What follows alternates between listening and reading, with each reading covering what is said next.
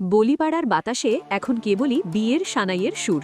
দীর্ঘদিনের লুকোচুরি আর গুঞ্জনের অবসান ঘটিয়ে অবশেষে কি বিয়ের পিড়িতে বসছেন শ্রদ্ধা কাপুর? হ্যাঁ, নেট দুনিয়ায় তার একটি মন্তব্যেই এখন তোলপাড় ভক্তমহল। ব্যক্তিগত জীবন নিয়ে সবসময় মুখে কুলু পেটে রাখা শ্রদ্ধা এবার নিজেই দিয়েছেন বড় আপডেট। সম্প্রতি সামাজিক মাধ্যমে এক ভক্তের বিয়ের প্রশ্নের জবাবে সরাসরি বললেন, আমি বিয়ে করছি। এই একটিমাত্র কথাতেই যেন হাজারো ভক্তের মনে একদিকে আনন্দের জোয়ার, অন্যদিকে প্রিয় অভিনেত্রীর পর হয়ে যাওয়ার এক অদ্ভুত বিষণ্ণতা। শুরু হয়েছে জল্পনা, কবে, কোথায় আর কার সাথে চার হাত এক হচ্ছে শ্রদ্ধার।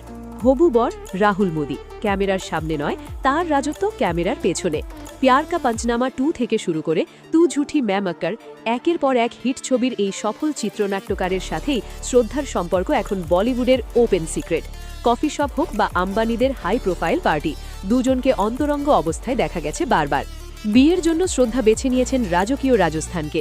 প্রিয়াঙ্কা চোপড়া কিংবা ক্যাটরিনা কাইফের মতো উদয়পুরের এক হেরিটেজ প্রাসাদে বসবে এই বিয়ের আসর।